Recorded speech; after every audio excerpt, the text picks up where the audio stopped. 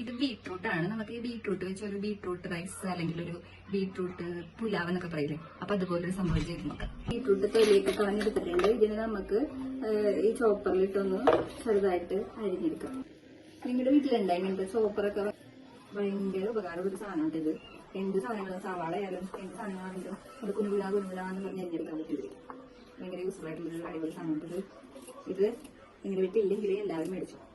സലാഡൊക്കെ ഉണ്ടാക്കുമ്പോഴേക്കും ചെറുതായിട്ട് കഞ്ഞെടുക്കാനായിട്ട് നല്ല പൊടിയായിട്ട് അരിഞ്ഞെടുത്തിട്ടുണ്ട്.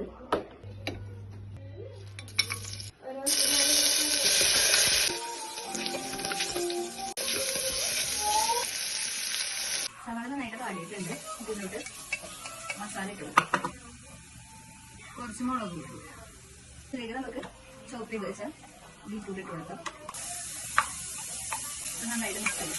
സ്പെഷ്യലായിട്ട് ഒരു 2 സാധനങ്ങൾ കൂടി ഇട്ട് കൊടുക്കണം. അതായത് കുറച്ച് പഞ്ചസാര. ഇത് ഇതിടണം. എന്താണെന്ന് വെച്ചാൽ ബീറ്റ്റൂട്ടിന്റെ കളറ് ഇതുപോലെ തന്നെ കിട്ടും. കുറച്ച് മല്ലിയില ഇട്ട് കൊടുക്കാം. കുറച്ച് വെള്ളത്തിലിട്ട് കുതിർത്ത് വെച്ചിട്ടുണ്ടായിരുന്നു. 1.5 ഗ്ലാസ് അരിക്കും 3 ഗ്ലാസ് വെള്ളം കൂടി വെക്കണം. 3 ഗ്ലാസ് വെള്ളം ഒഴിച്ചു കൊടുക്കണം. ഈ സമയത്ത് നമുക്ക് ഇതിന്റെ ഉപ്പൊക്കെ നോക്കാം. ഇനി കുക്കർ അടച്ച് വെച്ച് ലോ ഫ്ലെയിമിൽ ഒരു വിസിൽ. അപ്പോഴേക്കും ഇത് റെഡിയാവും. നമുക്ക് വിസിലൊക്കെ അടിച്ച് കഴിഞ്ഞിട്ട് കറക്കും. ഇവിടെ റൈസ് റെഡിയാകാൻ നോക്കാം. വിസിലൊക്കെ വന്നിട്ടുണ്ട്. അതിന് നോക്കട്ടെ, തുറന്ന് നോക്കട്ടെ. സൂപ്പറായിട്ടാ.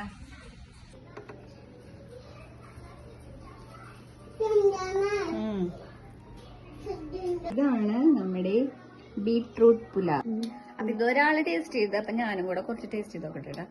ഇത് ഞാൻ ഇതിന്റെ തന്നെ സാലഡ് കുറച്ച് ഉണ്ടാക്കി. അപ്പൊ അതിൽ കുറച്ച് ബീട്രൂട്ടും കൂടി ഇട്ട് കൊടുത്തത്. അതുകൊണ്ടാണ് ഇങ്ങനത്തെ കളർ ഇട്ടാ. സൂപ്പറാണ്. എല്ലാരും ട്രൈ ചെയ്യണം. നല്ല അടിപൊളി സാധനമാണ്.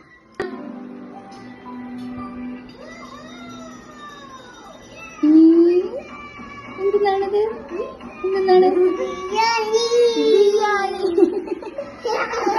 ബിരിയാണി അല്ല ഇത്. എന്നെ ടേസ്റ്റ് ചെയ്തേ. അടുത്തോട്ടിരുന്നേ. ആ ഞാനും ഓർത്തു. സൂപ്പറാണോ? ഞങ്ങളുടെ കുഞ്ഞാപ്പിക്ക് ഇത് ഇഷ്ടപ്പെട്ടിട്ടാ. അടിപൊളിയല്ലേ? സൂപ്പറല്ലേ? ആ സൂപ്പറാണ്. അപ്പൊ ചോറൊക്കെ ഞാൻ മടിയുള്ള പിള്ളേർക്ക് ഇതുപോലൊക്കെ ചെയ്തു നന്നായിട്ട് കഴിച്ചു. Bye, see U.